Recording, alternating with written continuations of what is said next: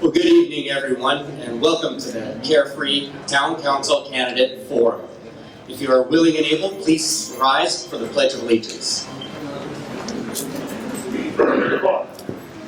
I pledge allegiance to the flag of the United States of America and to the republic which stands one nation under God, indivisible, with liberty and justice for all. Amen. Great, thank you. Please have a seat.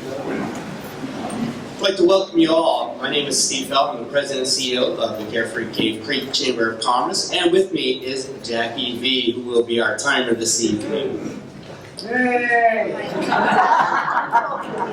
We'd like to thank Eric and his team here at Spirit in the Desert for providing the facility. We couldn't ask for a better relationship. We really appreciate it.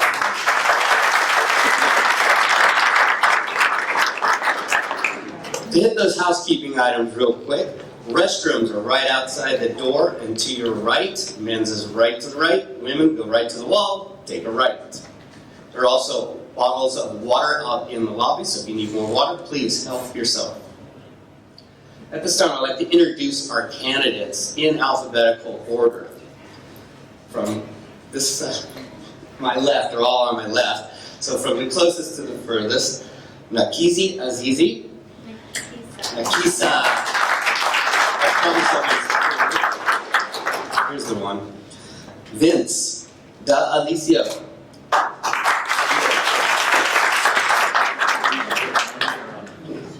Stephen Hatcher. Lon Johnson. Colleen Rose-Scurti. And Diane Roth. To let you know how the format is going to go this evening, the first round of questions will be their introductions. So they will have up to 3 minutes to provide their introduction. We will go in alphabetical order. The next following 3 rounds of questions will be in random order, and those are questions we curated from going to town council meetings and listening to the community and their concerns. The following 3 questions, 3 rounds, is what has been provided out there. They will be curated by a committee, and the top 3 questions will be asked to all the candidates. And in the final round, they will have a chance to give their closing statements. And audience, if you have any questions at this time, please feel free to fill out one of those forms so we can get those in time. We do have a timer. Every candidate will have up to 3 minutes to answer any question. The timer will show a green card to the candidates at the 2-minute mark, a yellow card at the 2-minute 30-second mark, and a red card at the 2-minute 45-second mark. So they have 15 seconds to wrap up. At the 3-minute mark, they will hear this, indicating time is up and we will move on to the next candidate. We're doing this for 2 reasons. One, to get to the point. And the second one is time. This is going to be a long format, and we want to make sure we give you guys the best possible opportunity to understand your candidates. All the candidates have been briefed in advance on the format and timing, and they may ask, if necessary, for any question to be repeated. After the forum, please allow the candidates to exit. Then we will all stay here for a few short announcements. Let them use the facilities, get some water, and then they will stay out in the courtyard. So if anyone has any further questions individually, you can stick around and ask them personally. I'd like to thank Herbert. Where's Herbert? Herbert in the back for videotaping this evening. He will be providing us with the uncut, unedited version, which we will be posting out on all the chamber-related websites, along with press releases as well. Because we want anyone who's not here in town to also be able to view the candidates. One thing we are asking is let's all be respectful and courteous. Refrain without any comments, noises, or anything else from the audience that may be distracting. This includes your cell phone, so at this time, please turn your cell phone to either airplane mode or turn it to silent. This is so it does not distract the candidates during any questions, as well as everyone else in the room. We do have a disclaimer. Per our bylaws, the Carefree Cave Creek Chamber of Commerce does not endorse any local, state, or national candidates. This forum is being provided solely to allow the community to engage with the candidates in a more formal setting. And we couldn't thank you all more for coming to support the candidates. You all ready? And we shall begin. This round is for the candidates to introduce themselves, and we will go in alphabetical order, starting with Nakisa. Hello everybody, thanks for joining us this evening. Nice to see you all. I want to thank the Spirit of the Desert for hosting this in the Chamber of Commerce as well. My name is Nakisa Azizi. I'm an Arizona native, born and raised in the East Valley. I moved to Carefree with my husband in early 2023 to escape the chaos of city life and live a little closer to nature, although I didn't realize just how closely to nature we'd be living until one night out on an evening stroll in my new neighborhood, I nearly stepped on a rattlesnake. Thankfully, it didn't bite me, although I can't say the same about the venomous spiders who have attacked me on multiple occasions in my sleep. Notwithstanding the less than warm welcome from the local wildlife, my husband and I continue to feel blessed to live here in Carefree. It's a special place, and we feel very fortunate to live in such a beautiful town, and we want to keep it that way. And like many of you, we adore the Sonoran Desert, and that's why when I learned that some of our last remaining open space might be commercially developed, I felt called to act. I've never run for political office unless you count student council. But as a plaintiff's attorney who's represented hundreds of disabled Americans in front of the Social Security Administration, I've made a career out of fighting for the little guy. And if I'm elected to town council, I would view my constituents as my clients, and I would fight tooth and nail to advocate on your behalf for the best interests of the community. And let me see. I am a relative newcomer to the town, so I really do look forward to getting to know all of you. And I hope we can work together to keep Carefree the place to be.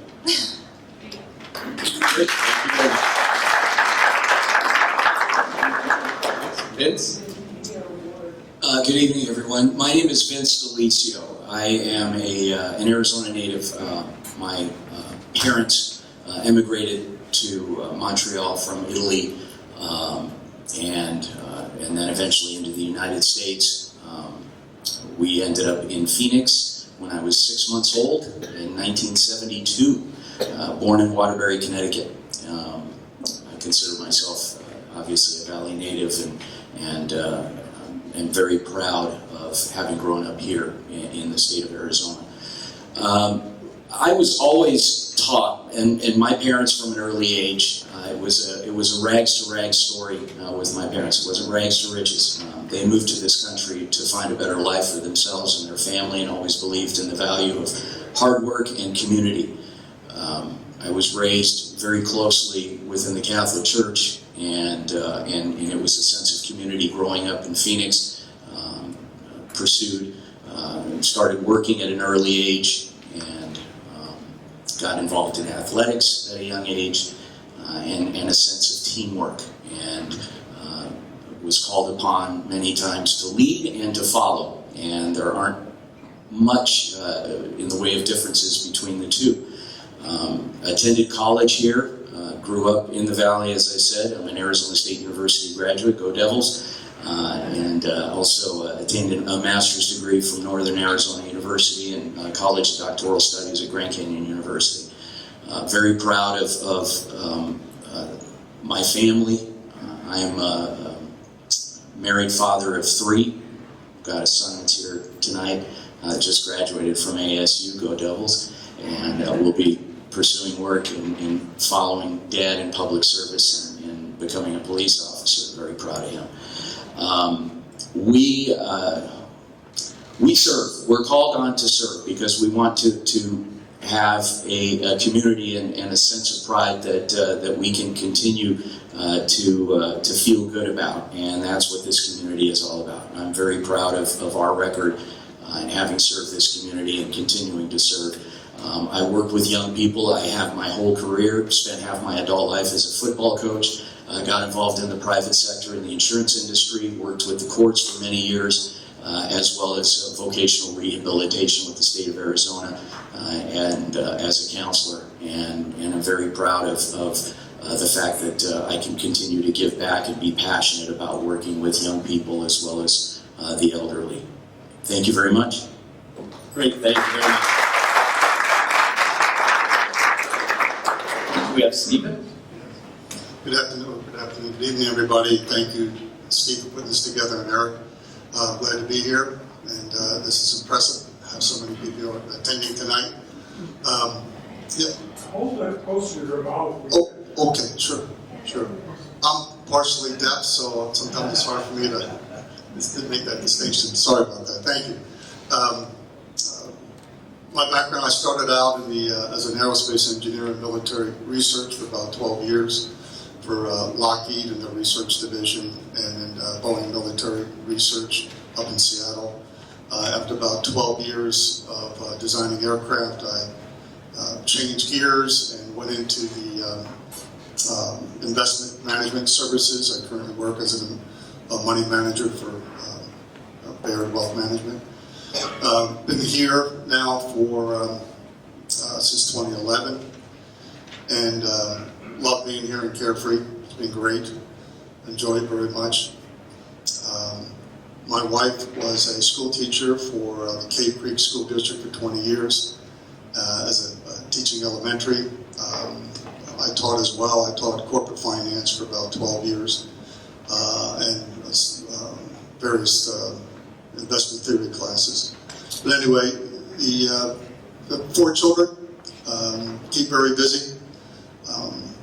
Several years ago, about 5-6 years ago, I submitted a request to be part of the P&Z group here for Carefree, get involved with the town. And that didn't quite work out, but Les, the mayor at the time, asked me to step in and fulfill a role for an individual who had passed away. And that's how I got involved on being on town council. That was about 5 years ago. And I think as a whole, town council has a concerted vision of keeping carefree. We certainly don't want to be Scottsdale North. That's the last thing we want. But look forward to answering all your questions regarding things that have been developing within the town. Thank you. Thank you very much. Next we have Alon. Thank you, and thanks for being here, everyone, tonight. It's really nice. And I was working remotely from Cary, Illinois during the pandemic, and come the winter of 2021, my wife and I thought, why stay in the Midwest when we can be working in Arizona? Since we vacationed there and we both loved it, we decided to rent a place up in North Scottsdale for several months. With time, we decided to check out several different areas around Phoenix, and that's when we found our home on Primrose Path, right here in Carefree. It wasn't just the home that we fell in love with, it was this charming town, in the town of Carefree. Before moving to Arizona, I'd spent my entire life in the Midwest. I grew up in the northern suburbs of Chicago, went off to college in Minnesota, and in 1981 I graduated with a bachelor's degree in mass communication from Mankato State University. Soon after college, I began my 43-year career in healthcare packaging. I joined my current company, Colbert Packaging, in March of 1998. During my time with Colbert, I've been instrumental in expanding our business threefold, and to this day, Colbert remains a successful independent packaging manufacturer. Throughout my career, I've helped build businesses, run sales and marketing teams, as well as collaborate on mergers, acquisitions. In addition, I've been a member of Colbert's board of directors since 2018. Shortly after moving to Carefree, I enrolled in the Desert Foothills Leadership Academy. The DFLA provides a monthly curriculum focused on leadership skills. In addition, I learned firsthand about state and local government, police, fire, safety, water rights and usage, community volunteer and engagement. After graduation, I was asked to join the DFLA board. I accepted. All of the experiences and knowledge gained through DFLA have helped prepare me for my current position on the Carefree Planning and Zoning Board. I'm also a member of Carefree Parks Board of Directors. I'm running for town council because I want to contribute to the success of our community.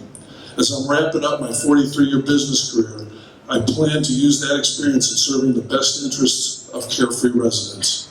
I'm committed to ensuring that all Carefree residents have a strong voice concerning the governance and future of our beloved town. As a member of Carefree Town Council, I plan to make careful fiscal, practical, and common sense decisions. Thank you.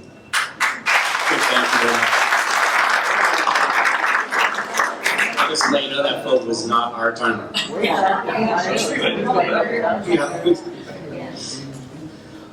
Next up, we have Colleen.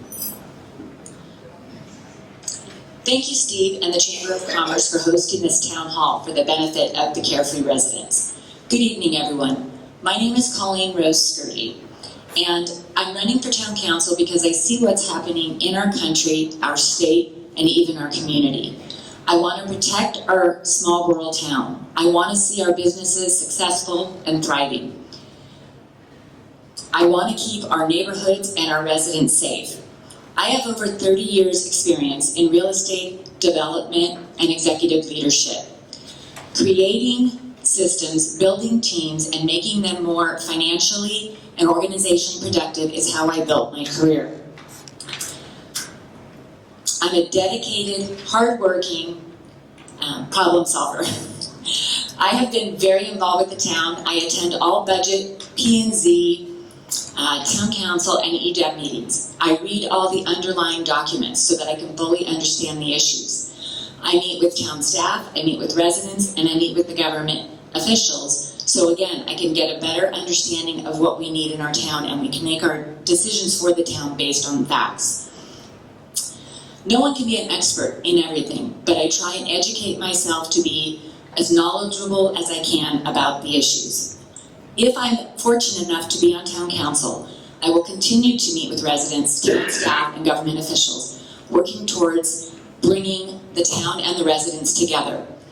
I feel that the town and the residents have become quite divisive, and it's very unfortunate. To be successful in our town, we need to come together and find the best solutions for our town, and that is one of my goals. I look forward tonight to answering all of your questions, and I thank you for the opportunity. Thank you very much. Next, we have Diane. Hello, I'm Diane Roth. I want to first thank Steve for putting this together, the Chamber of Commerce, and Spirited the Desert.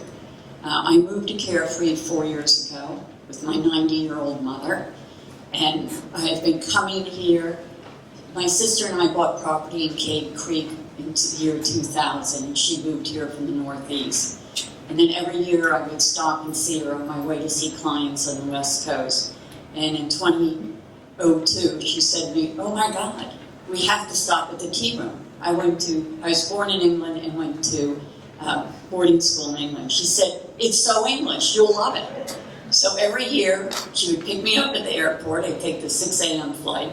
We'd come to Carefree, stop at the tea room, have tea, and then walk around town. And I'm a retailer by trade, and all retailers, when they're on vacation, go and talk to other retailers. It's our nature. How are you doing? How's the business? How's the town? So I learned to know a lot of the retailers and to know the town. So when we moved out here, we first were renting in Cave Creek, but then we found a house in Carefree.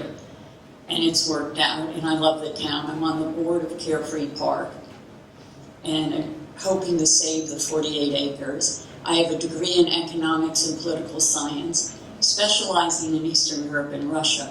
Who knew? When you got out, no one wanted you. So I ended up in retail and spent my whole life since there in retail, worked for an English company opening stores. Then I ended up opening my own business, and for 35 years had my business in a small town in Connecticut, in New Canaan. During that time, I formed a Merchants Association to give the merchants a voice. We helped revitalize the town. It went from having 14 liquor stores and 11 antique stores to have a very nice retail mix, though a sober collection. And in that time, I was Store of the Year. I've been quoted in the New York Times and the New York Post. But I love retail, and I ran because I realized there was no one on town council or planning and zoning with a retail background.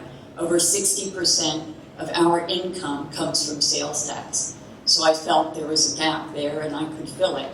And I love this town and I want to see it succeed, and I understand how difficult retail will be in the coming decades. Thank you.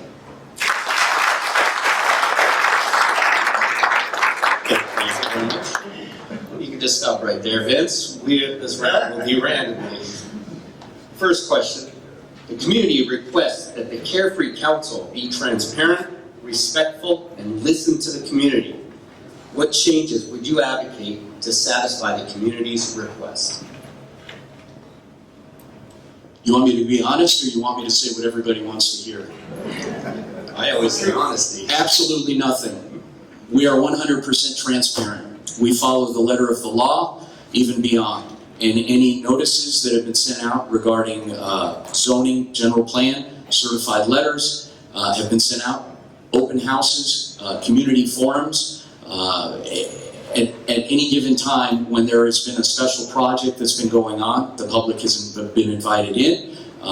They have been informed, and I've been doing this for 6 years, and I'm very proud of the fact that our town staff works extremely hard to inform the public, as well as this council, on all that's going on in the community. In particular, if you're a techie and you want to get email updates, you can sign up for the town's email response system just by going on the town's website, carefree.org, and you're notified of everything going on in the way of meetings.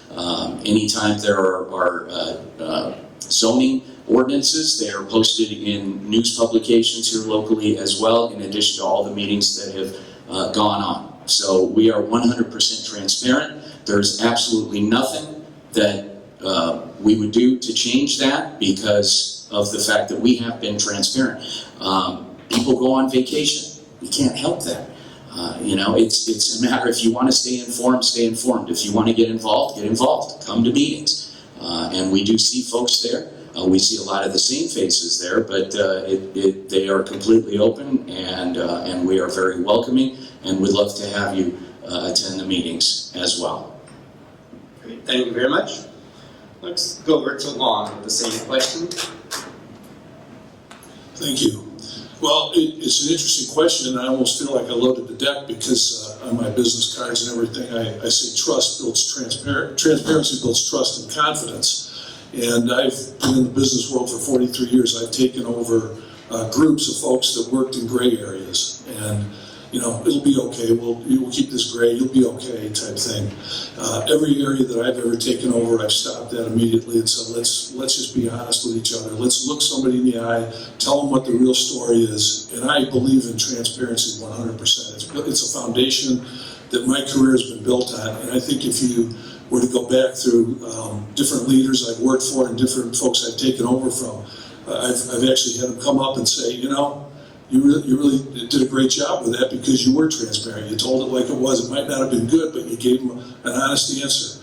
I can't speak for what's happened in the past. I can only tell you, going forward, I am extremely transparent. And if you ask me a question, I will give you my honest answer. If I don't know, I will tell you I don't know, but I will certainly get back to you. We used to have an old rule in our business before we had cell phones and we had a pager. And I always said, I will promise you I will get back to you with an answer in 45 minutes. Because I'd get a page, I'd make the calls and do what I had to do. I've lived in a sales world most of my life, and I wasn't successful because I lived in a gray area or I didn't, put it out there. Promise you. Ask me a question, I'll give you the honest answer. I'm very transparent, I believe in it. Thank you. Thank you very much. Next we go to Diane, same question. Well, I have attended all the town council meetings in planning and zoning, and at one of them I tried to explain to the council that perception and reality are two different things. The reality can be that you view yourself as being transparent, but if your residents and the people coming to the meetings have the perception that there is no transparency, that's a problem. And I would work to heal that, because I think we have a divided community that we're too small. It's 3,600 people, 8.8 square miles. We should be carefree and carefree. It shouldn't be this adversarial relationship between people on the council and the residents. So I would really work to heal that and try and understand where it started. Where did that schism between the two happen? And find the people that can help heal it and move forward. Because our community has had too many perception versus reality, which is a good example, the Hampton Inn. The perception, what people thought they were going to get, was what the Sedona has. The reality is the Route 95 Hampton Inn we got. So how did that happen? So I think we have to look, what's in the past is done. We have to go forward. If you want to be healthy going forward, find out the difference between perception and reality. And I would work to do that.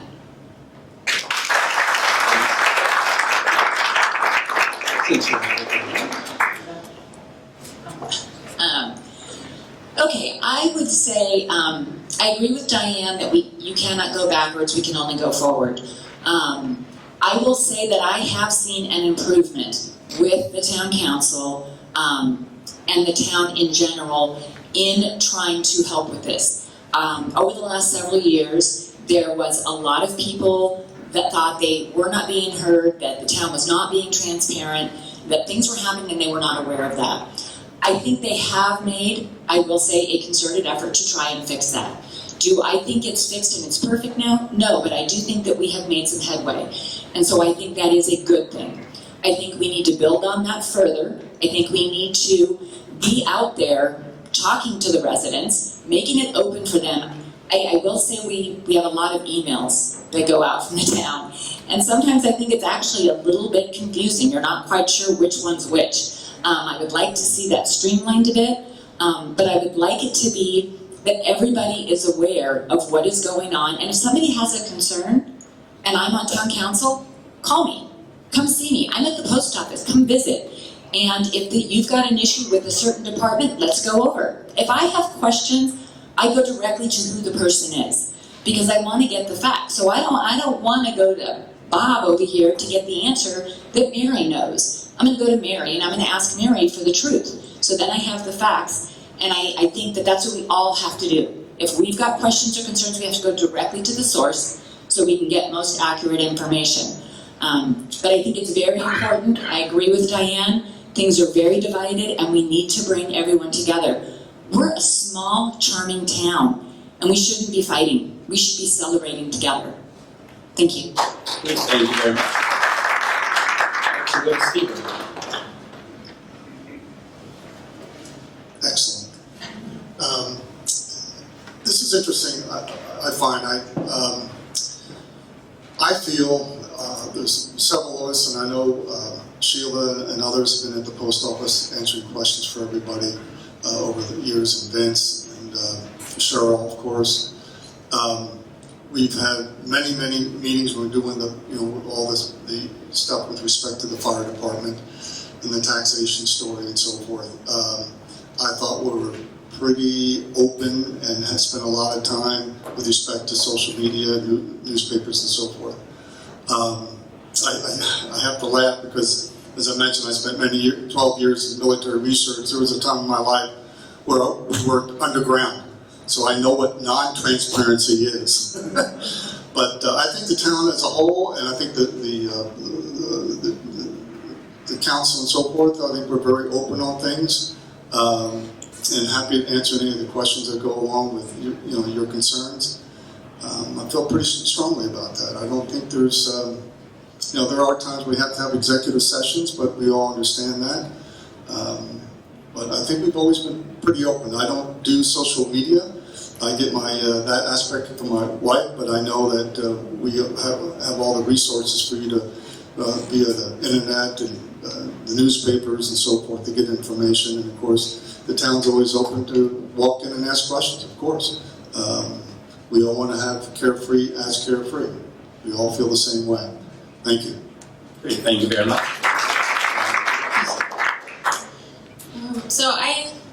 as I said before, I'm a little bit of a newcomer. I wasn't here when the Hampton Inn happened.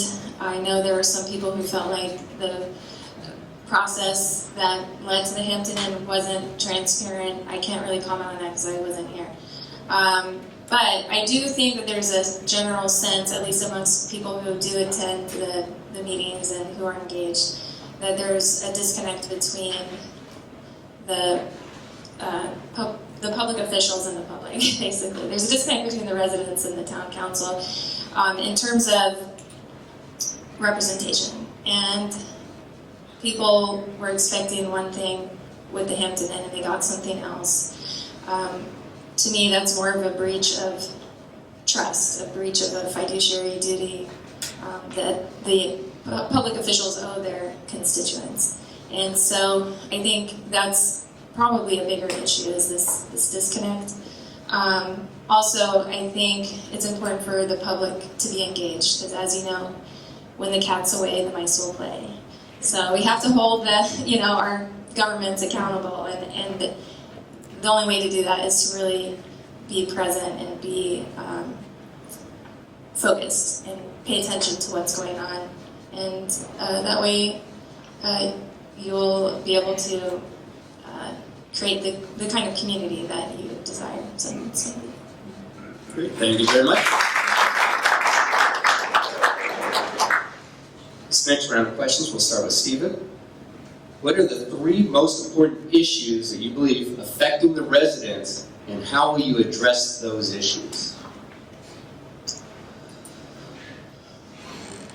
3 most biggest issues going forward for the town? 3 most important issues that you believe that are affecting the residents, and how will you address those issues? Well, I think as you heard, there was concern early on about, as you heard, about transparency. I think we addressed that a lot. I remember after the vote for the fire department, that process, and speaking with some of the council members, I said,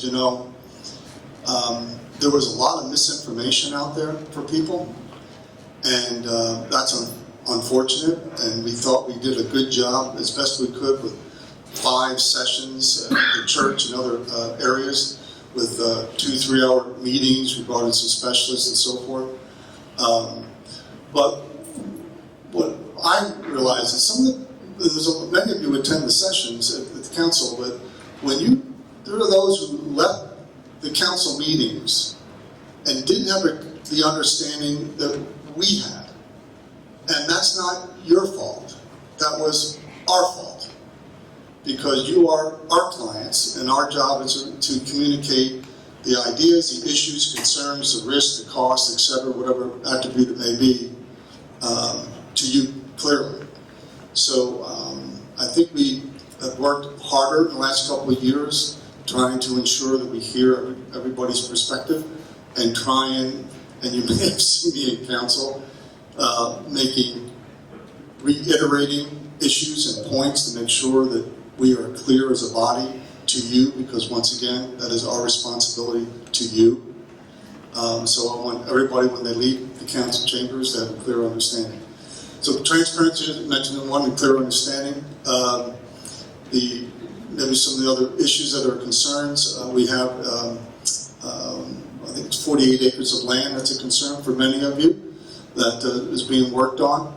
And I feel that I'm pretty confident the council as a whole, the body is supportive of that. So I think that's going to be a winner as time goes on. It's got to raise some money, right?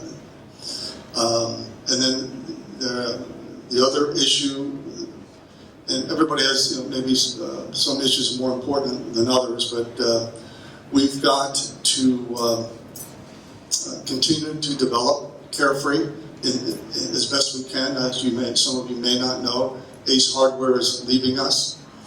So we had Ace Hardware, which was one of the big 5 revenue sources for the town. CVS Drugstore left a little while ago. It's not a big revenue source, but still something we're developing. So there's a lot of work being done to generate the revenue behind the scenes. I will share with you, and I apologize for taking so long, but There's a lot of time and effort that goes into it, more than what you see in the council meetings. So believe me, there's a lot of work being done by all those involved. Thank you. Great, thank you very much. That's me. Okay, so can you repeat the question? Sorry. Absolutely. What are the 3 most important issues that you believe are affecting residents, and how will you address those issues? Okay, so obviously open space is a big issue affecting residents. Again, going back to that disconnect that I mentioned earlier, I feel like there are a lot of residents who prefer to keep Carefree the way it is, prefer to keep our desert landscape intact, but at the same time, there is an interest in generating revenue because we are dependent on sales tax. And so I personally think that the best thing and the best way to strike a balance between those 2 interests is to focus on strengthening our town center and kind of redeveloping that area and bringing in business in areas that have already been built upon, and developing open space should be a last resort in my view personally. Another issue that I think isn't really discussed much, but I would like to raise awareness about is environmental quality. I think that some of you may have noticed, and if you've been on my campaign website, you might have seen a little blurb that I wrote about this, but back in 2017, the state legislature passed a law that basically prevents municipalities from denying permits on our public rights of way for 5G wireless, what they call small wireless facilities, and there are a number of them in our town disguised as SWAROs, and the radiation that's being emitted from these transmitters is very poorly regulated. Actually, the FCC is supposed to be regulating it, but they haven't updated their standards for non-ionizing wireless radiation since the 1990s, before widespread use of cell phones. And there's a federal court order, I think it was in 2021, or around then, requiring the FCC to update its standards, and they've basically been defying that court order. Meanwhile, they've preempted state and local governments from governing safety related to cell phones and Wi-Fi and cell towers and satellites and all that stuff. So that's a big concern for me, especially if you care about the semi-rural character of our town, if you care about your health and the health of our ecosystems, because these frequencies affect pollinators as well. So I would say dealing with wireless is an issue that I'm very much concerned about. Great. Thank you very much.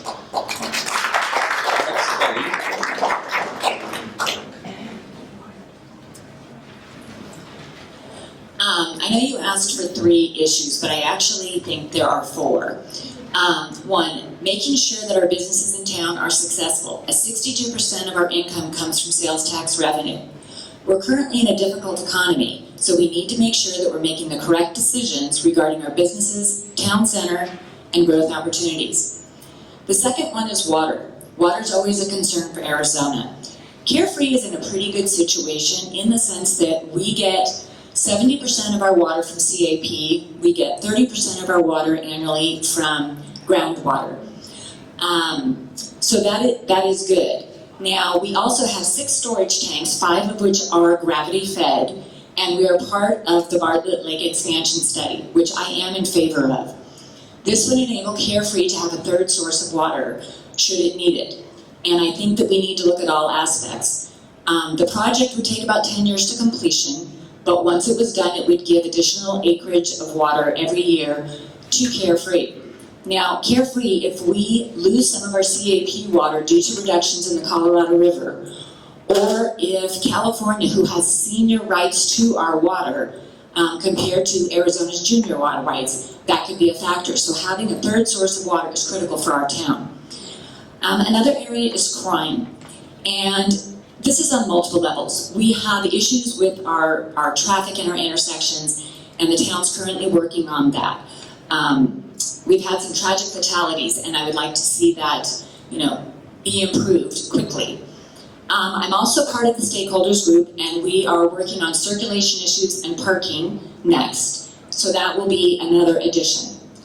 I do think Rural Metro, they also, my gosh, we're in fire season. So they're trying to help the residents with their FireWise program, trying to help the residents know how to protect their home and their surrounding areas, making it more fire resistant. And I'm happy to support them in their efforts. Last but not least is the general plan. There's been a lot of work, time, effort, and money spent on this over the last couple of years. And I think it's very important, as the vision for our town for the next 10 years, that this be on the November ballot. Thank you. Thank you very much. Last but not least. Not last yet. In summary, the issues I see, the number one issue is cash flow. When I opened my business, my father said to me, you only need to know 2 words, cash flow. You want to keep it positive. So with us, we are sales tax based. We need to look and say, where do we get the income? Where do we have to find and develop ongoing to go forward? The northeast corner down on Cave Creek Road, to me, is where we should be putting all our effort. 80% of Cave Creek's operating income comes off Cave Creek Road. And we're going to lose right now because the plot by Walmart has been cleared, it's been platted, and they have an anchor store. We are still 12 years later not doing anything on our northeast corner. Why not? So we need to look at that. We need to shore up our stores and decide, how do we want our downtown to be? Do we want to be a mixed high-end downtown or not? How do we achieve what we want? What's going to gain us the most in sales tax? So to me, that's very important. The second thing I think it's important to the town is open space. As I said, I'm on the board of Carefree Park. I think it's important for the look of our town and for our town's future and for all of us to have a walking park. I mean, how great to have that 48 acres. And if you've gone out there, it's easy to walk. I mean, the average age is 69. Come on, we don't want to be going up and down hills. So I don't care what anyone says. And the other thing is, I think we've got to really look at the SBA on the northwest corner and how that has affected the residents of town. People put a lot of work into the general plan. I, for one, sat in front of the post office, most of you recognize me, for 6 weeks trying to educate people on what the general plan meant. We wanted the SBA taken out. We wanted to go back to ground zero and start again. It didn't happen. Maybe it will. I don't think the general plan as it sits now is something that will unite our town. We need to be united. Let's take another look and get that out. Thank you.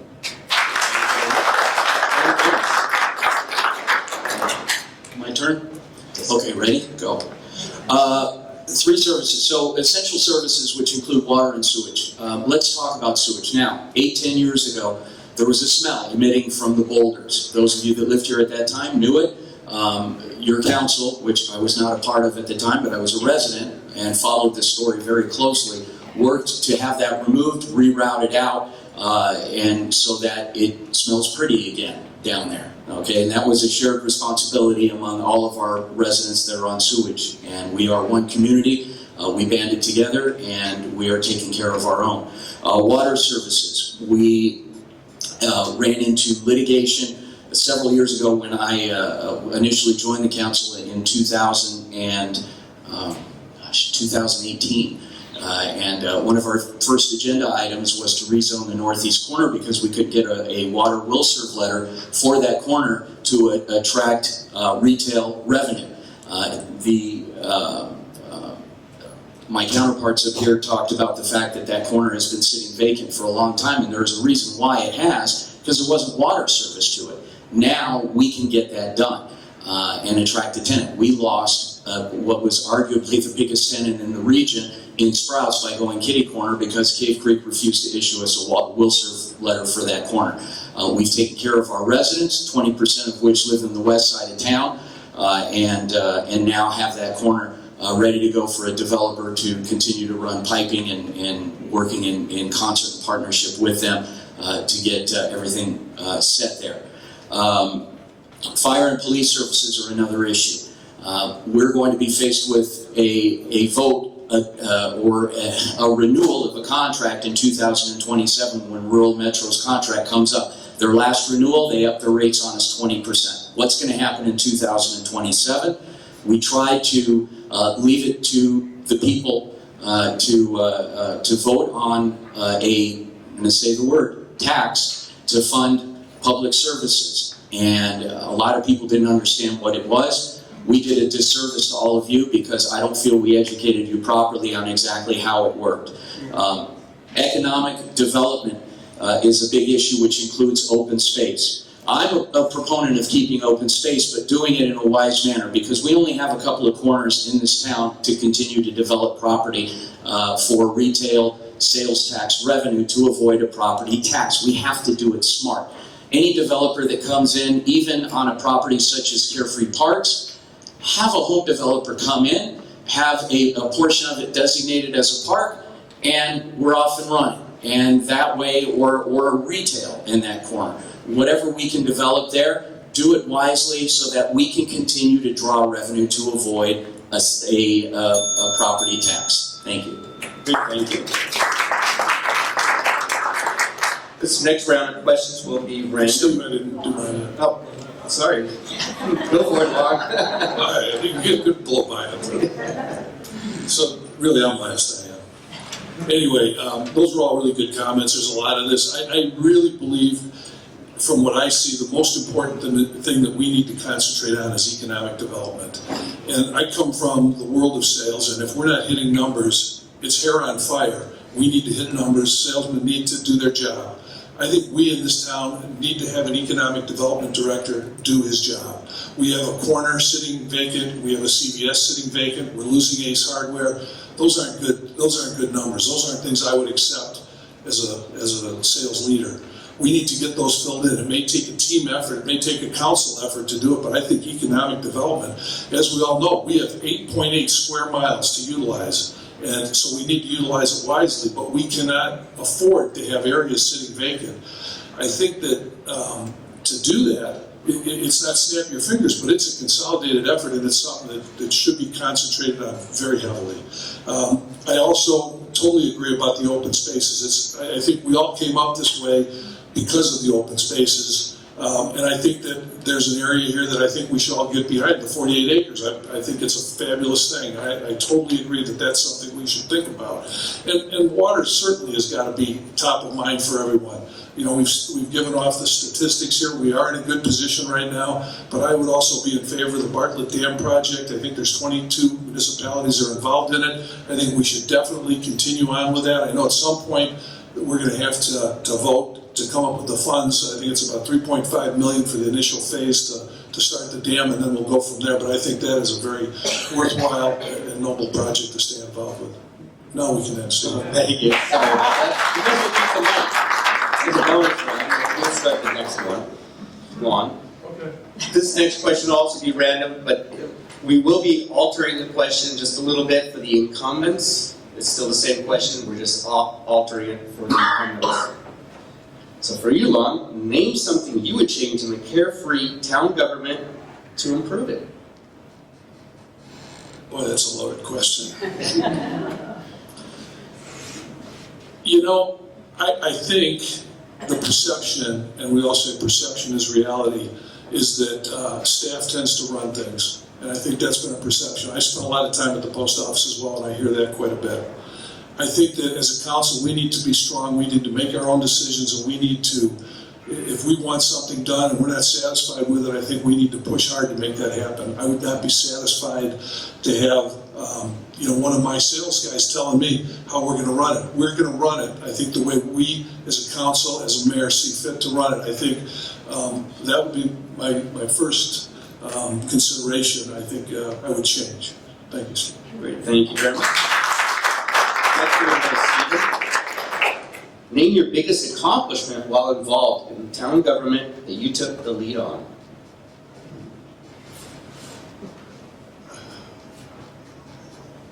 think one of the biggest projects that was, of course, a favorite of some was getting the new piping system in the water tank. As Vince had mentioned, we lost the sprouts, which is a project we had worked on that corner, and that would have generated quite a bit of revenue. I believe it was between sprouts alone, I think it was about $400,000 a year. And we were not able, that was really taken from us because the Carefree, Cave Creek would not provide the will-serve letter. So getting that done was instrumental because we had to control our economic development, and if we didn't control our water, we weren't going to control our economic development, period. So we made an investment in the town by selling bonds, raising $18.5 million on that debt to get that project done. We now also enhanced the water piping system. Redundancies were increased. The hydrants, we found some of the hydrants that Cave Creek was responsible for that were buried in the ground. Water systems had not been flushed. It was a bad situation. So at the same time, getting that economic development corner, get control of it. We also brought in the roughly 520 homes into that same project to get that all integrated and fixed. And I think that's one of the biggest personal achievements I think we did for the town. I'm very glad we did it. I know in the long run, it was the right thing to do for the town. So that was probably the number one for them right now. And then the next big project, as we all heard, is further economic development for the northeast corner, which we will do. There's been a lot of work done on that. There are reasons why it's been delayed, because there's an additional cost that's not common in the development of land, which is the wash. It's an expensive project to get fixed prior to any work being done on it, and it has created a real problem trying to get that piece of land developed. It's about a $6 to $8 million additional cost to the builder to do that, and it doesn't pencil in. So we're working on ways to work around that, and we'll get it done, but it takes a little time. So thank you. Great, thank you very much. What do you, Vince? Name your biggest accomplishment while involved in town government that you took the lead on. Well, taking the lead on, I was very involved in all of the projects that we had from 2018 to the present time with regard to water and economic development as it's working through the general plan. But one project that I'm very proud of, and I served simultaneously from 2020 to 21 as president of the Cave Creek Museum. And what that allowed us to do is to bridge the gap, particularly in the midst of major litigation with the town of Cave Creek. You have a Carefree councilman that was elected to run the museum to the town to the west. It was initially met with a little bit of an adversarial relationship, and we managed to smooth some waters over with the Cave Creek town government. We worked together. I was very fortunate as the president of the museum, part of a special proclamation as a council member that in honoring Gary Jones, a pioneer of our town, last living pioneer of our town, we renamed the Sundial Circle, had a special ceremony for him, and a boulder from his property with a plaque that was paid for by the museum was placed there with a ceremony that I was proud to MC and sponsor that proclamation, Gary Jones Day, that day. And it really continued to cement us as the crown jewel of the Desert Foothills in uniting the surrounding communities. And I think ultimately at the end of the day, as neighbors, aside from all of the other projects that we've been involved in to advance our town, to really come together, we've strengthened with our neighbors to the west, and it's been a great relationship that we've continued to build despite some of the hurdles and other issues that we've worked. So the Gary Jones Day and the renaming of the Sundial Circle were projects that I undertook. Thank you. Great, thank you very much. Name something that you would change in the Carefree Town government to improve it. Okay, well, I personally, again, think that there's been this disconnect between the local government and the townspeople, and I feel that there's been kind of this reluctance to go along with the consensus of the residents for some of the council members where they feel like they have a better idea. And as an attorney, sometimes I'm faced with this situation when dealing with my clients. As an attorney, you have to represent your client's interests. You make all those strategic decisions, what motions to file, what concessions to make to opposing counsel, things of that nature. But at the end of the day, the client has the final say, not me. And what the ethical rules allow us to do as professionals is withdraw from the representation. So if I feel like I have a fundamental disagreement with my client and I can't continue representing them because I have my point of view and my client insists on a different direction, I can seek to withdraw from the representation. And I feel like a public official kind of has a similar relationship with the public. It's true that maybe someone on the council might have an idea that they believe is the better path forward, and they simply can't come to terms with whatever it is that the residents are saying they want to do regarding a specific issue. If that's the case, I feel like you should step down. Like, if you can't represent the will of the people, step down. That's it. And if you feel like you can collaborate and work together to serve the best interests of the community, that's great. But if you can't, then you just need to withdraw from the representation. That's what I say. That's my view.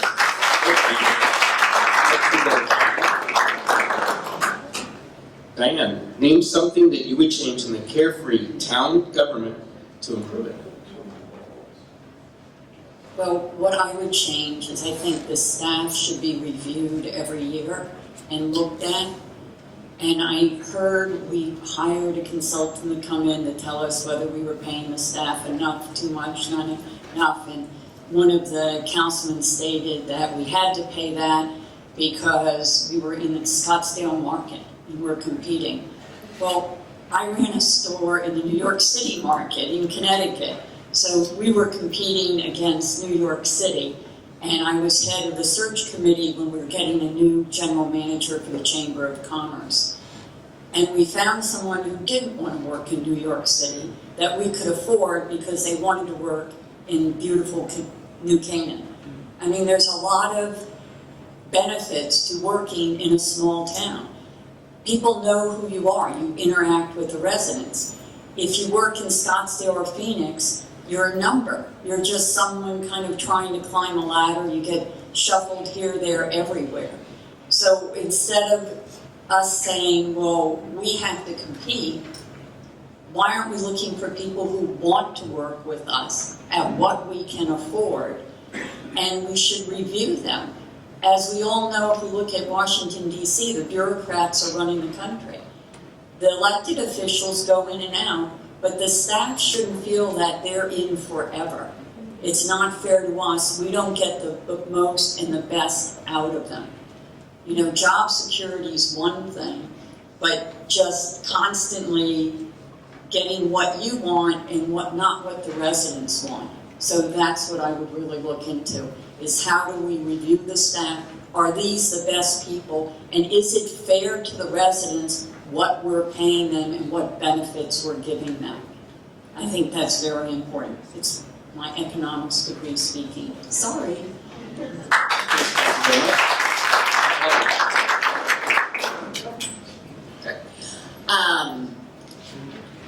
I think the one change that I would like, and this would be to further the relationship between the residents and the town. We have our town council meetings, and there's an agenda, and there is an opportunity to, for the public to address items on the agenda or do the call to the public. It's a little formal of a process. It's not really a give and take. And I think one thing that could really help with the relationship is a much less formal format. I would be in favor of like monthly town halls at the Sanderson Pavilion. You can have the mayor and the town council and the residents, my gosh, we could have coffee and just ask questions, right? You could ask questions, they could answer, you could say, I've got a great idea. We could just have an exchange of information in a much more relaxed atmosphere. And I think that that might be one of those things that could just help further the relationship, the communication, without worrying, I only have 3 minutes, I have to make sure I'm finished, right? It just gives a little bit more freedom. And so I think that could be a benefit. Good, thank you very much. I'm just going to go right to Diane. This is the first round from questions that have been curated from our audience here. And many of you have touched on this, but I think inquiring minds want to know. What is your position on the proposed general plan, in particular the SPA? If opposed, what alternatives could be considered for additional revenue? Okay, well, I was one of the people working on the general plan. I printed 1,000 pages of general plans from all the towns around here that are like us.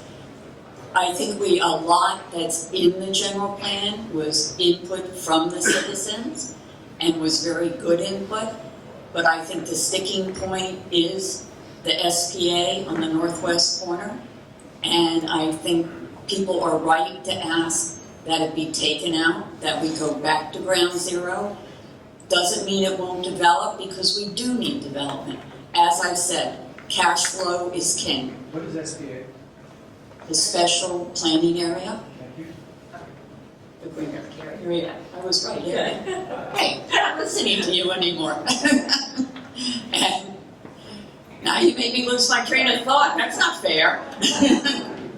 So we have the CVS MP, we have the northeast corner, which I know there's a wash there, but 12 years, when I was brought up by someone, my father would say to us, you have a problem, solve it. We'd go, well, I don't know, figure it out. I would think in 12 years, we would somehow be able to figure out our money shot and how to make it our money shot. So that's what I'm looking at. No, I don't think the general plan as it sits is good. I think we get the SBA out, that people would vote for it. But again, you've got a lot of acrimony in town, and a lot of it is people feeling they weren't listened to. We all want to be listened to. It's not such a bad thing. So that's it. Thank you very much. Right to you, Feld. To me? Yes. Yeah. There you go. Okay. I'm in favor of keeping the SPA in the general plan. And let me tell you why. I've read the 68-page special planning agreement. I have toured the site. I have talked directly to the neighbors that are directly abutting this property. And when you look at the SPA in the writing, it is very explicit.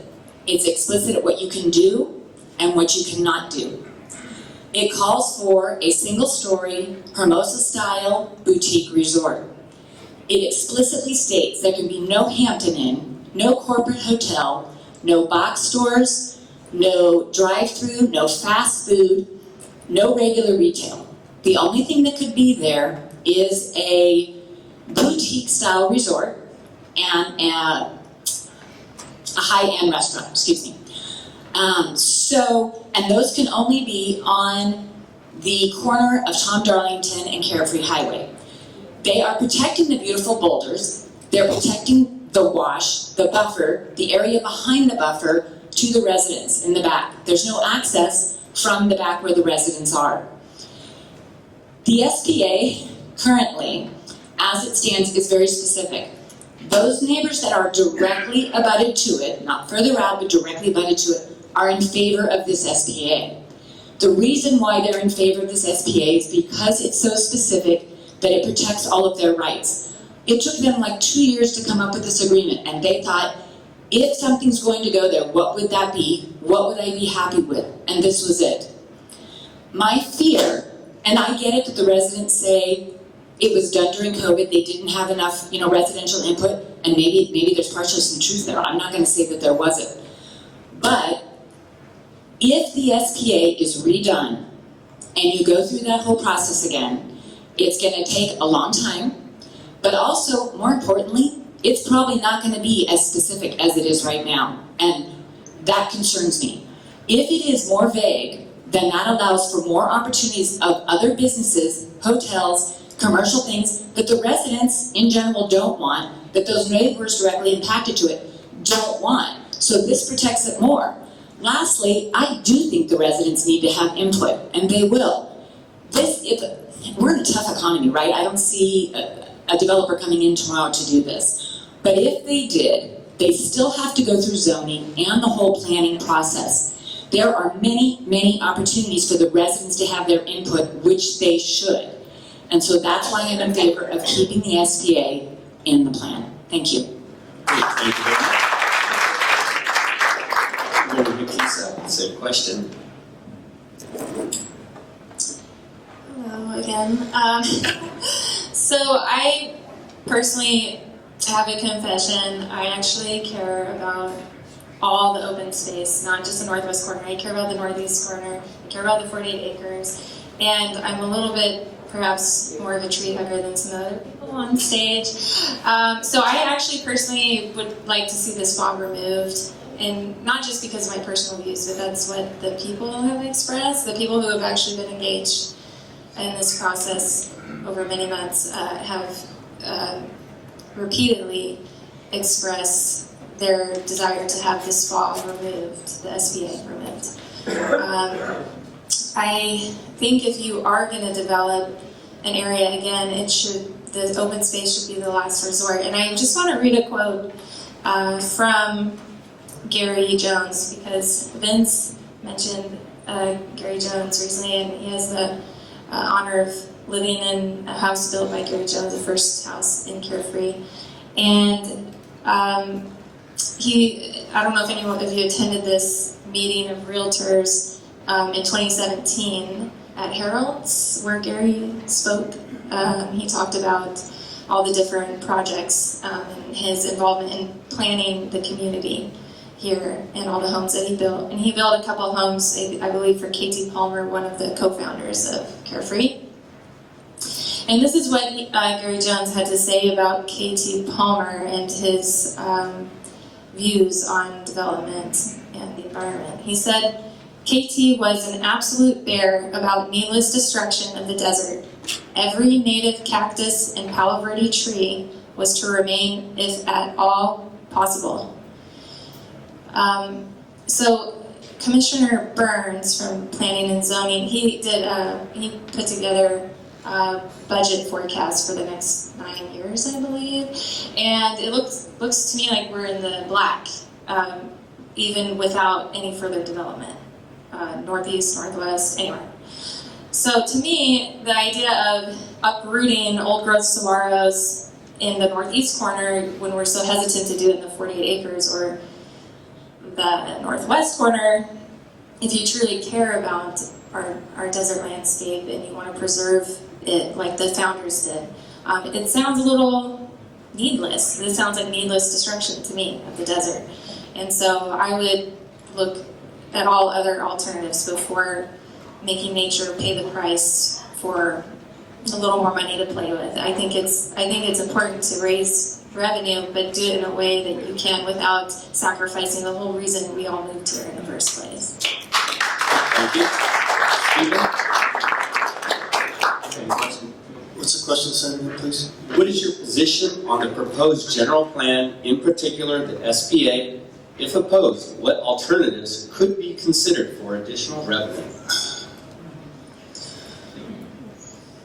Well, I don't think that the northwest corner is going to be the biggest revenue generator for the town anyway. I think it's the northeast corner.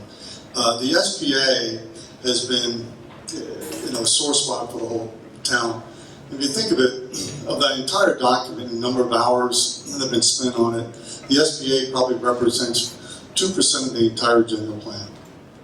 Okay, and there are two parts to the general, not to the SBA. Pardon me. There's two parts to the SBA. One is the paragraph that was mentioned by Diane or Connie with respect to they mentioned specifically to have a casita-style resort there. But that is followed by a series of bullet points that are specific restraints, if you will, 9 of them currently. And really, that is the governing aspect of the SBA. The reference to the casita was probably, it is one of the options for that.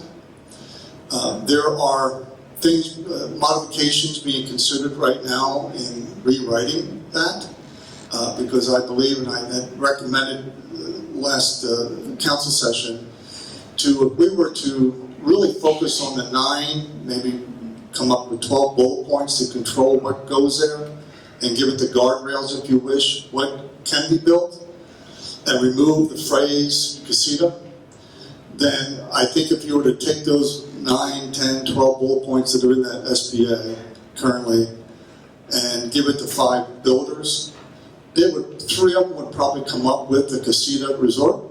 The other 2 may come up with something else. But regardless, I think that in modifications to that SBA piece of the plan, that we will probably institute or considering putting in a citizen group that will have input, and that's where the town will then re-engage with what is going to be developed there. And I think if we kind of do a hybrid, that we'll be able to solve that SBA issues as a community, and it will be a win-win for everybody. So it's being worked on. That is the only sticking point, as I recall, on the general plan. It's essential that we get it passed, and I think that a solution, or a win-win solution is coming for the SBA. So we're working on it. Thank you. Great, thank you very much. We'll go to Ron next. Well, I'm on the Planning and Zoning Board, so I've already made it clear, and I'm on the record that I'm against the SBA being in there. And a lot of things I've heard tonight, Steve made some good points, that the residents have spoken loud and clear. And I'm standing out at the post office, all the meet and greets I've done, I've heard, I've listened, and I really, I don't know why we are still fighting over this. I think that Mayor Crane gave a phenomenal alternative to it. The wording he put in there, what Steve alluded to, is in there, and it's not going to take a long time. If we get the right person in there, I've been quoted 6 to 8 months, and at this point, they're going to widen, Carefree Highway. That's going to happen. Who's going to want to be in there at that point? So, honestly, if I go back to my Desert Foothills Leadership Academy and I go back to put that hat on and I'm thinking linear, then let's develop the northeast corner, let's fill in the CVS, and then let's tackle some other projects. But we can't be doing this incremental thinking that let's do this, let's do that, especially when the residents don't want it. The engagement has been more than ever. You see every night, and I will tell you, at the P&Z meeting that we voted on it was 17 to 2, because Peter Burns sits next to me, and he was calculating and putting little hash marks as I was, how many people were in favor of taking it out and who wanted to put it in. So that tells me enough. And people that are willing to get to those meetings, stand up there and say something. I heard somebody say it takes courage. It does. And you know what? We ought to listen to those people. And that's part of why I'm running, because I want to listen to the residents. Thank you. Thank you very much.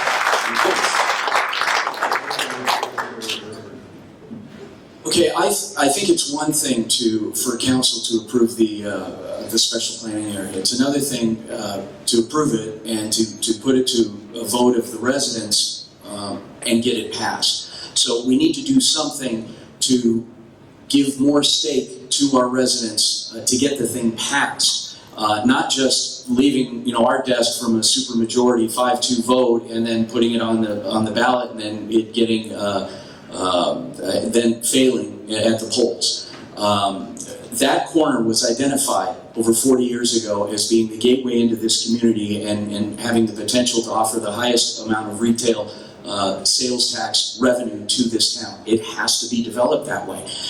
We have to remember that that corner is privately owned, okay? The guy can do whatever he wants with it. He could sell it to whoever he wants. And so we obviously need to take steps and work with that owner to do it the right way so that the town can benefit from that as well as the owner. And with new home starts being what they are, and the state decreasing monies to residential development every year, year after year, it's got to be retail.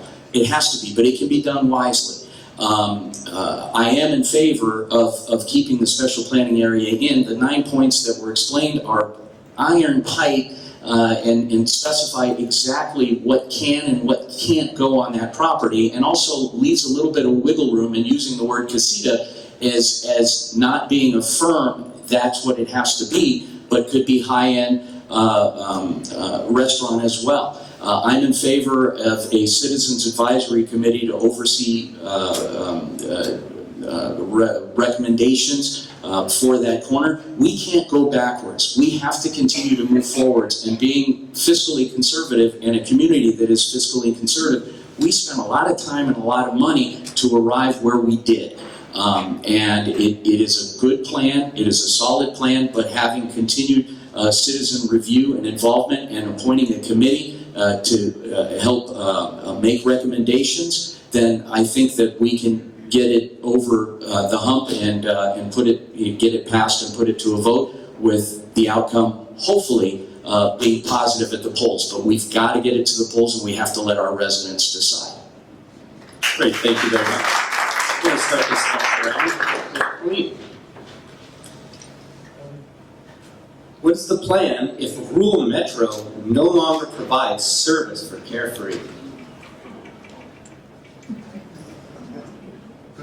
Okay. Probably good. So you're saying if they no longer provide service, so they just up and leave? Is that the question, or is it my position on rural metro? What would be your plan if rural metro no longer provides service for Carefree? Okay. Boy, that's kind of like a trick question. So what I'm going to say is rural metro is here.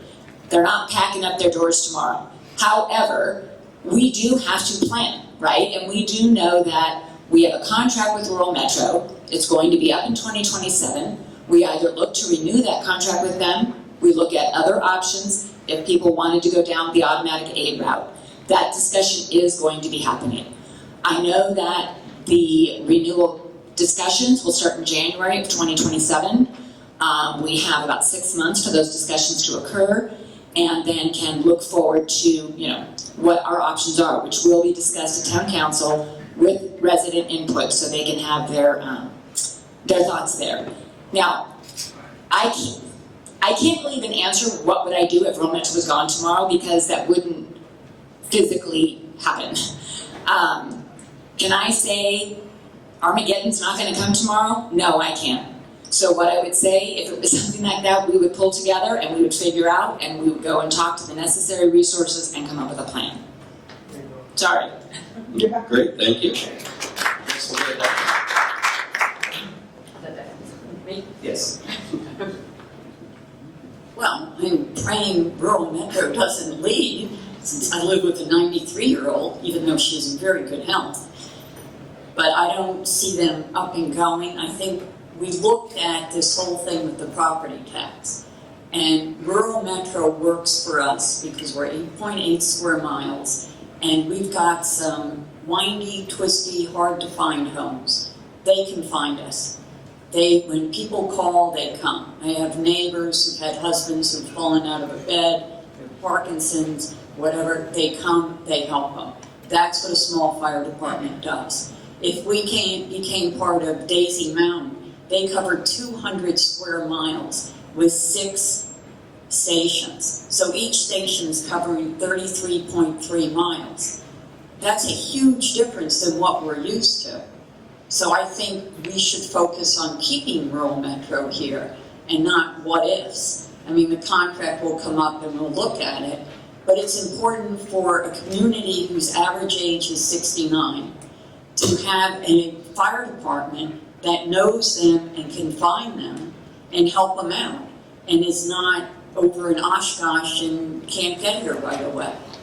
So I'm on the rural metro bandwagon, and I just baked them an apple pie and oatmeal raisin cookies to stay on the good side.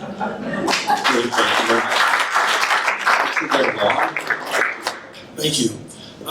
It's a hypothetical question, and first of all, Rural Metro is a company. So if Rural Metro was to go out of business, Carefree owns the fire station and all the equipment. First thing I do is start calling those firemen who work for Rural Metro and offer them a job. It's a very easy half step, and I think that would be something we could do and incorporate into our town very quickly. Those gentlemen, as everyone has said, they're great guys. They would certainly, I think, stick their hand up. And so we're saying Rural Metro goes out of business. Well, there's still firemen here. There's still equipment, and there's still a fire station. I don't think it's as big a crisis as anyone thinks, because I think those gentlemen would come back and they would work for us, and it may even be a better relationship. But that's a half step I said we should have been considering during the property tax. We own the station, we own the equipment. Let's just talk to them. Let's work a deal out. And the other thing I'd like to say about the contract in 2027, if you've got a quarterback on your team who's making big money and his contract's going to come up in a couple years, you renegotiate it early so you get a better deal. I'd be talking to them now, and I'd start putting something together to get them locked in for the next 10 years if we can. That's my position. Thank you very much.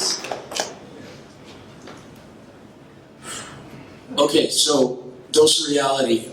Rural Metro is weaker now than they were 5 years ago. When Cave Creek lost Rural Metro, and I worked countless hours with my colleague on that side, a councilman who's now mayor, Bob Morris, on these very conversations. He's an old ASU guy, so we had a lot of things in common there, and we're able to meet in the middle as they were going through negotiations with Daisy Mountain and why they were leaving Rural Metro. One of the issues is the fact that Rural Metro is weaker now, and they are not recognized under this automatic aid model because of training, because of staff support, because of the number of firefighters. It's not as easy as them going away and us hiring those guys, because there's an infrastructure that also has to come with it. Their last increase at our last contract renewal was 20%. It was $300,000 a year. And we are now at $1.9 million a year that they charge us for services, with 2.5% increases every year the last 3 years. 2027, there's no guarantee that they're going to be here, because they may be weaker and they may decide that they don't have staff support. We have to brace for that. And true, it is a good idea to start having those conversations early, but how are we going to pay for those things? 40% of our budget goes toward public safety, both police and fire. And so we're in a real bit of a jam because of the fact that this automatic aid model, while people were on either side of the fence from it, we are literally 2 to 3 accidents happening simultaneously from someone dying in this town. And I'm not saying that to put the fear of anything, but we've had wildfires nearby, Rancho Manana, if you were here 3 years ago, that there were homes that got taken away. And 77% of the calls that Rural Metro answered were because of medical emergencies, but fire can happen at any time. So these are things that we have to address. That negotiation may not be a guarantee that they want to service us. So we have to prepare. How are we going to pay for it? I don't know. Are we going to have to look at revenue generation through retail sales tax and commercial development, or are we going to have to fall back on putting it to a vote again with that famed evil word TAX? That's something that our residents have to start thinking about very soon. Great, thank you very much.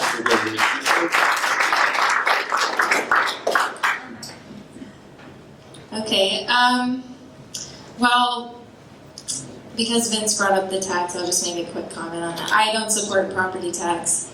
I would never support property tax. I think that's the last, it's not even on the table as far as I'm concerned. It's not even an option. I think, generating revenue, again, through focusing on the town center and finding a way to finance, any, or I guess cover any increase in costs associated with these types of services is something that we would need to focus on. I think, as far as I recall, Commissioner Burns' budget forecast accounted for a 20% increase in the cost of fire protection, though I could be wrong about that. But again, my understanding is that we have the funds to cover the costs associated with any price increase at this point, but raising more money, if possible, would obviously be ideal. And one thing I wanted to mention that's kind of related to this topic in a prior one about development is that if we were, I noticed that the northeast corner has some area that has been cleared. And if there's any, I don't support development on the northwest corner at this time, but with regard to the northeast corner, if there were a way to develop something on that clearing without disrupting the surrounding habitat, that would be something I would consider. I think something that might actually be ideal in that location, rather than a strip mall, would be a farm-to-table, chef-inspired restaurant. I think people travel long distances to go to those types of locations because they're so few and far between, and there's a growing demand among an increasingly health-conscious public to have access to organic, locally sourced food. And I think it could be a real destination for people from Phoenix, Scottsdale, all over. I actually used to be vegan, and I would drive like a half hour, like this was like 10 years ago, and I would drive to a restaurant in Ahwatukee, and they would get people from all over the valley because it was so hard to find organic restaurants and so hard to find vegan and vegetarian options that were good quality. And I think that same logic would apply to a farm-to-table restaurant here in Carefree. Great, thank you very much. Real mentor of the fire department. Well, I haven't had that topic. I'm just going to buy everybody a water bucket. No, I'm just kidding. It's the number one line item in terms of cost at any municipality. And yes, in 2027, that contract comes due for rural metro. I think it was Fountain Hills, when they were confronted with the automatic aid program, they decided to have their own independent fire department and hired the guys. I personally have no problem with that. But let's step back for a moment, and we're faced with the potential cost of having go through with the fire department and the costs associated with that. That if you go back and connect the dots, we didn't have the water infrastructure to secure the northeast corner business development. And because of that, that's $600,000, $700,000, $800,000 of revenue we lost. So having that in place would have given us greater financial flexibility to be able to make decisions regarding this issue in 2027 that right now we don't have because we don't have the revenue. And probably the lowest cost option would be to hire the guys directly. There is risk for rural metro to leave, not just our town, but several towns in Arizona. And the only option that will be presented to us will be the automatic aid program that we had discussed several months ago. And that's rich. It's an extra $1 million a year in cost. So, as I mentioned, we had connected the dots. That development and that project, we had saved it, would have, 20 years ago. But anyway, it's a problem. And so there's only so much tax revenue that we can generate from the town. And some of the revenue that we receive from the state each year gets smaller. So we need to develop that one corner in particular, but also, and this is, in my eyes, an immediate issue, is with the loss of Ace Hardware and a little bit of CVS drugstore, we need to focus on getting those additional businesses brought into our town to replace those that have left and try and stabilize what cash revenue we can generate from taxes. So, in speaking with John, the mayor, we have a focus on that, to get that done right away, as best we can in the next 6 months, develop a plan for that, and then we'll address potential fire costs in 2027. Thank you. Great, thank you very much. We'll start next round with Vince. This is the third question curated from our community members. Many of you touched on this already. not answered. Colleen went first. Diane went second. You want to answer it again? How would you avoid a property tax? What steps would you take to bring in more business or generate more revenue? Okay, so let's talk about the town core, first of all. In order to have a sustainable town, we have to have a town core. And in 1958, when the town plat was originally laid out, it was designated what was going to go there. I wasn't alive then. I came along in 1971. It looks like there's a couple people here that might have been around back then. And I mean that in all due respect. So it was already designated what was going to go on that property in the town core. In 2006, the plat was amended to allow for the height restriction with that council. I wasn't on the council then. We worked with it as best as we could, left it to a vote. Today we have a Hampton Inn that's generating upwards of between $300,000 and $500,000 a year in tax revenue, in addition to all of the retailers that are benefiting from the folks that are staying there and the walk-up traffic, in addition to the View townhome project, which was right behind it. Okay, so we've rejuvenated our town core.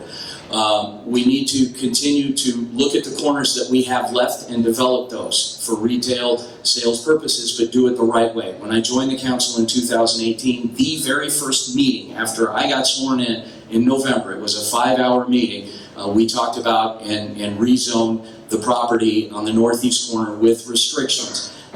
It wasn't 12 years ago, it was 6 years ago, and we were fighting a water battle that put us back another 2 to 3 years, to which, in all fairness, now we were looking at about 2 years with the restrictions in and having to get the water tank so that we can service that side of the town. So now we can move forward and look at the floodplain that is on that property and attract the right developers so that it still falls within our carefree lifestyle and keeping the residents in our community content with what gets developed there.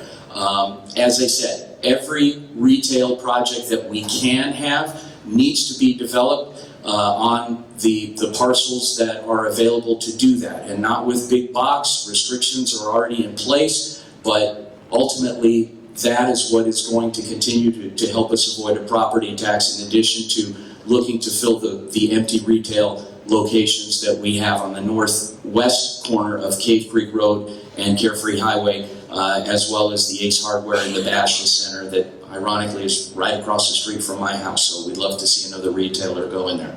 Thank you. Great, thank you very much. We'll go to Steve. Same question. Steve?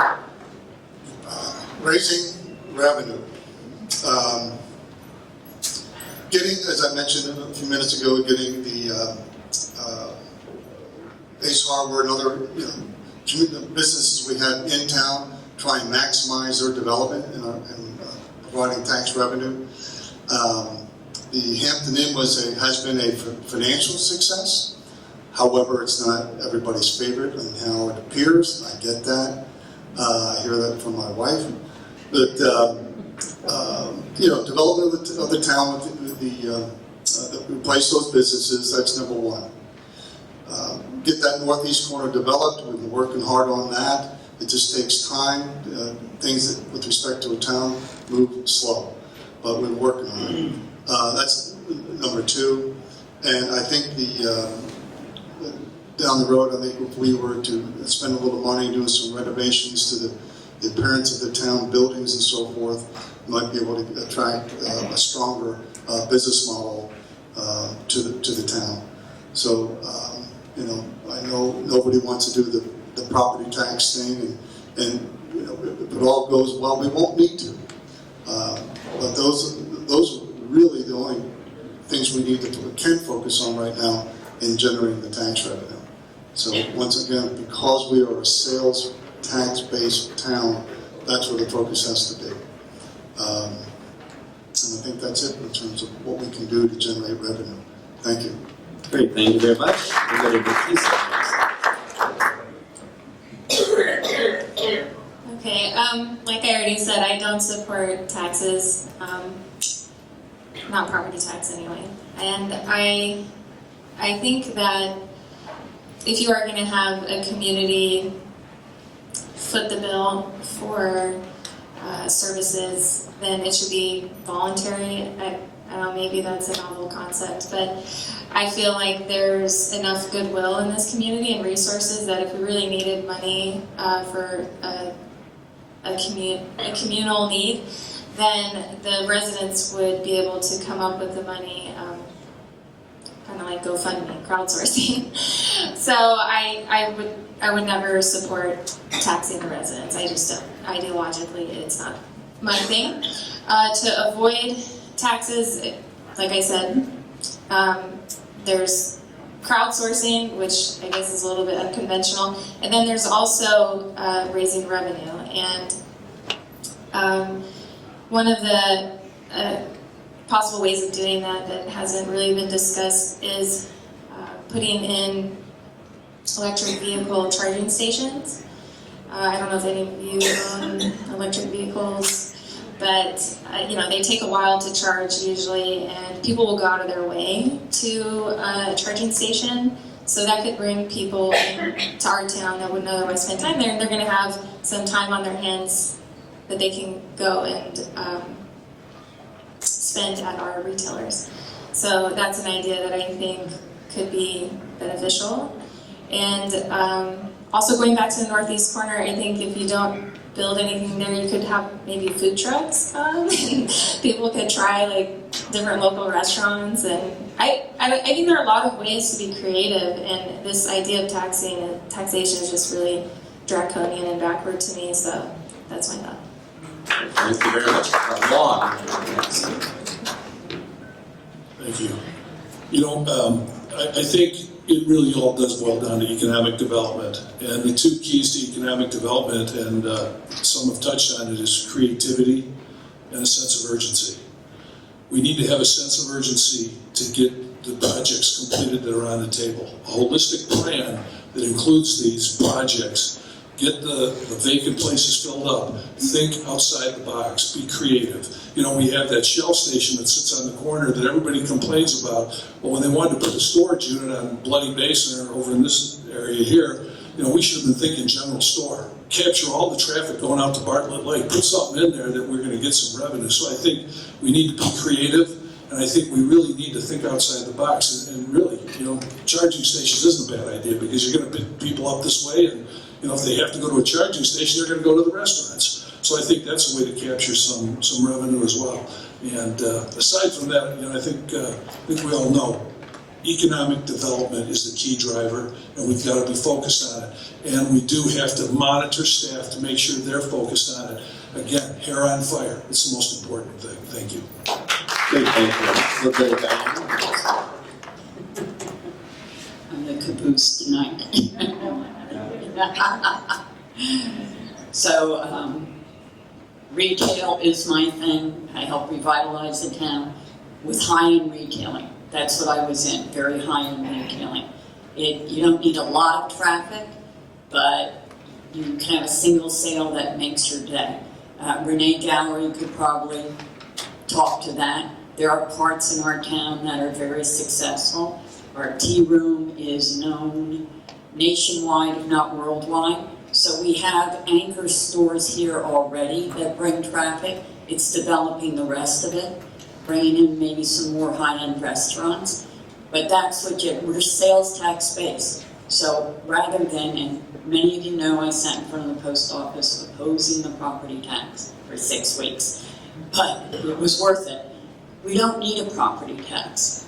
We're sales tax based. Get the right retail mix in here, and you'll generate enough. And belt time, we live within budgets. All of us manage household budgets. The town should be run like a household. Let's look at it. Again, it's 8.8 square miles, 3,600 people. You know, we have a huge payroll for the staff. I'm sure there are plenty of spots that could be cut. There are also, we've spent a fortune on lawyers and consultants. I mean, it's crazy, $200,000 on a sign consultant. I would have done it for 50 grand in a day, no problem. But we have to look at that, and when they talk about the gateway with developing the northwest corner, that's not your money corner. Albertsons had sat empty for what, 8 years? El Pedrico is on the skids. So that's not the gateway. The money shot, anyone will tell you, in this area is Cave Creek Road. That's where all the revenue, commercial revenue. But the commercial revenue there, look at our town and look at developing our town. And there are a lot of great things you could do because the town's unique. It's a walking town. They are rare. Why aren't we one of the 25 best towns in the state of Arizona?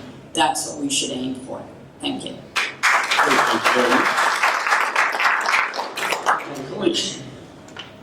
Okay, lots of good ideas up here. I would say a couple of things to go on with what Lon said, a sense of urgency, which I do think we've had a lot of things on our plans for many, many years.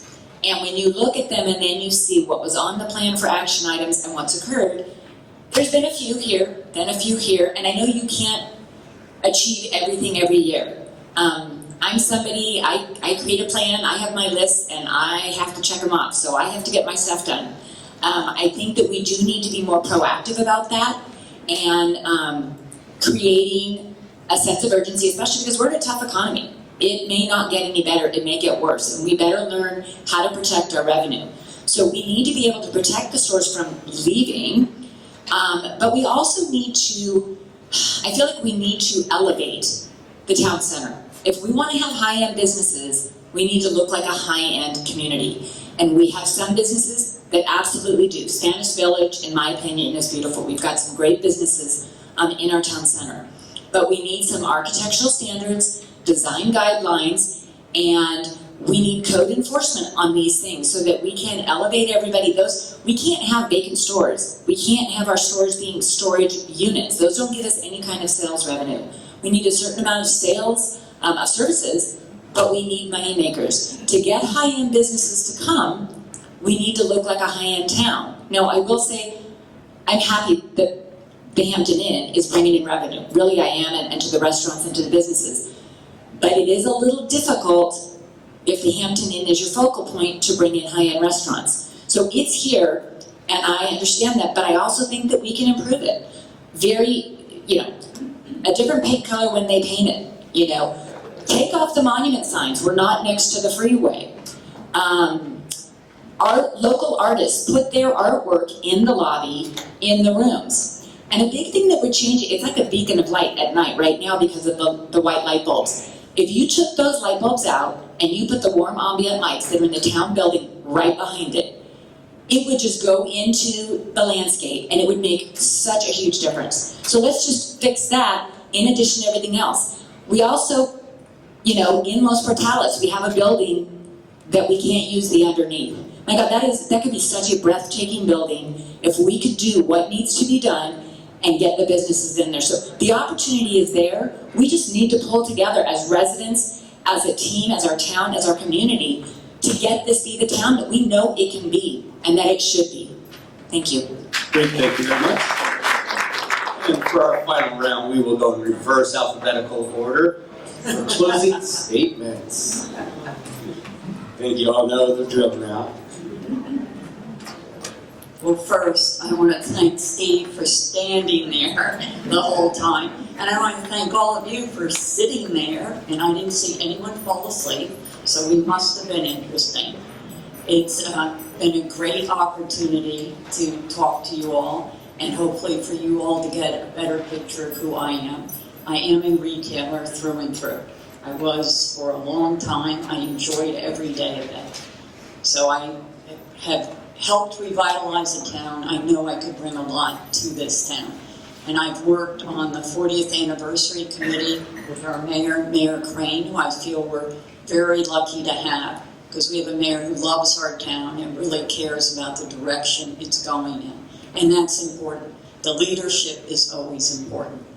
So I hope I would be able to be a backer for him if I got elected.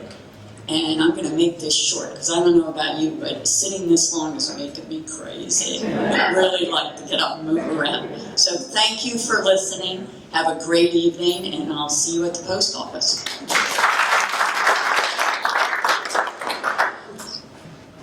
Thank you for the opportunity tonight.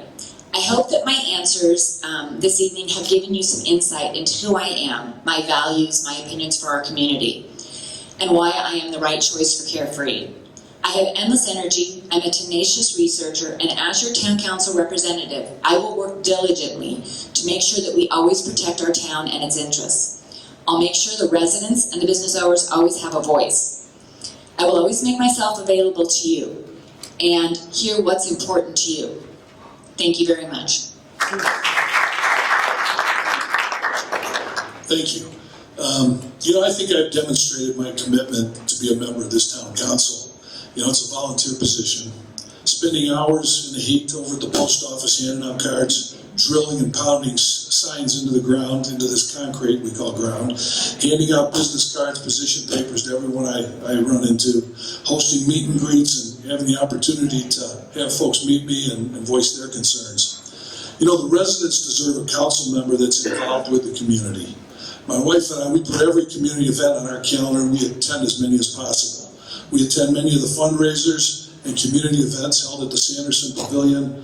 We shop at the Friday Farmers Market, if I'm not at the post office.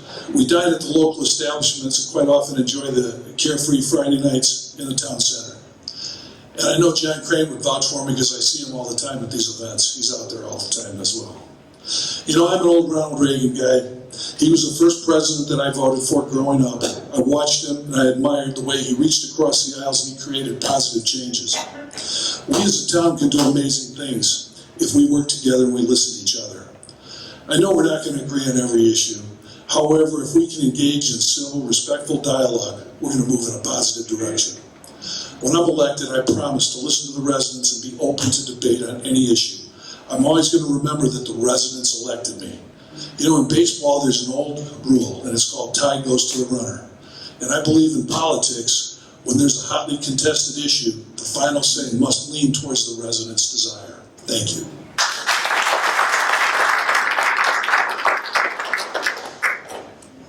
I've been on council for about 5 years now, and as I mentioned in the very beginning, you are our clients, our customers. We work for you.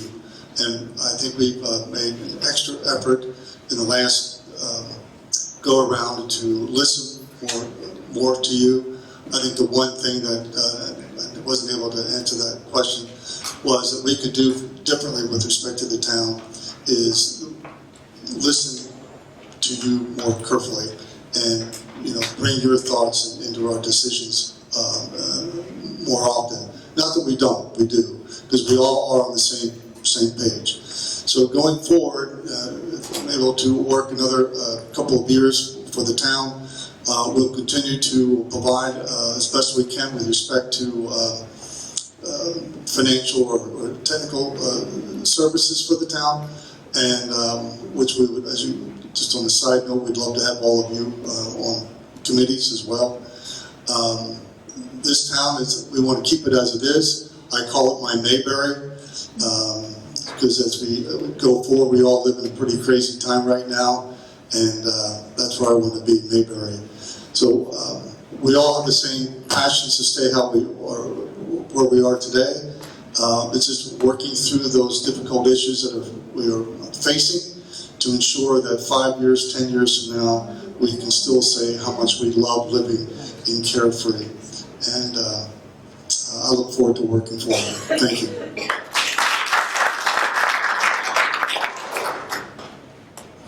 So this is my third term.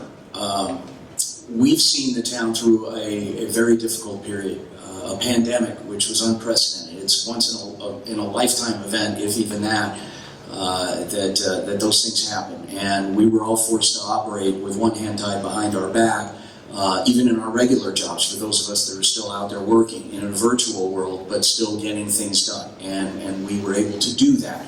We banded together as a council, as a staff. The staff serves at the pleasure of the council. They take direction from us, but they are subject matter experts in their respective fields. We've got one of the best town planners in the Desert Foothills.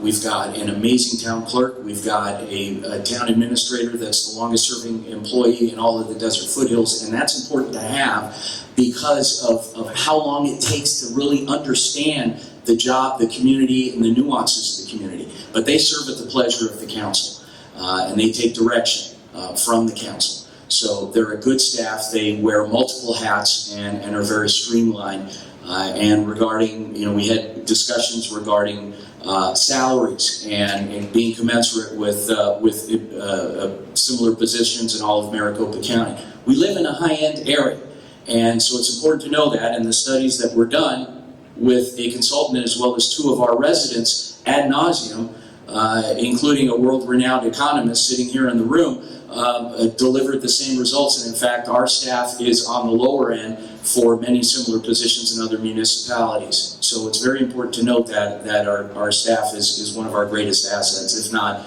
our greatest asset. I'm a volunteer. I'm a resident, just like all of you. I live here in town. I'm raising a family in town. I'm the only council member right now with 3 kids still at home. I'm very proud of my kids. I've been married 28 years. I was raised Roman Catholic. I married a Jewish girl. And we're raising our kids to be just good people, and that's what it's all about. I love my community. I call many of you friends, and even the ones that may not be friends, I still know who you are, and we're still cordial at the end of the day. I look forward to continuing to serve this town with the knowledge base that I've acquired over the past 6 years, and continuing to advance the projects with you together to make us a better community and to make us the best small town in Arizona. Thank you. Well, I just want to thank everyone again for coming out tonight to learn a little bit more about the candidates and for caring so much about the future of Carefree. I did want to plug a small business that now is on the utilities page of the Carefree website, Recycled City, Our City. They offer composting services, and I've been a customer of theirs for a long time, and I think it's really important for sustainability and food security to compost. And Recycled City, actually, I don't work for them and I'm not affiliated with them, but they're actually, they service this area, and so I did want to bring your attention to that.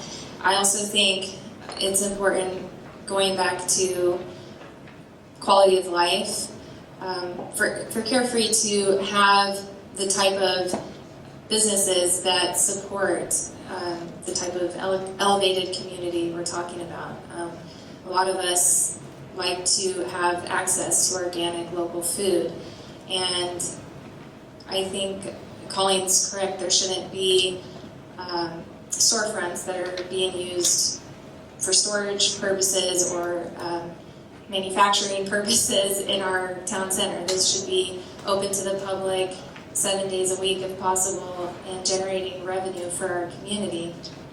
And I think it would be great if we could bring some type of co-op or other organization or initiative to the town that would support local producers, local farmers. I think it's really important for us to be self-sufficient, not just bringing in money, but also having the basics of life available to us locally, so we can be more independent. So that's just one of the things I wanted to mention to you, and I don't have all the answers, but I do think through collaboration and dedication, we as a community can overcome any challenge. And if I can, I'd like to recycle a cheesy slogan for when I did run for student council back in the day. That is, it's easy, vote Azizi. Great, thank you all. Thank you all, candidates, for participating. Let's give them a round of applause.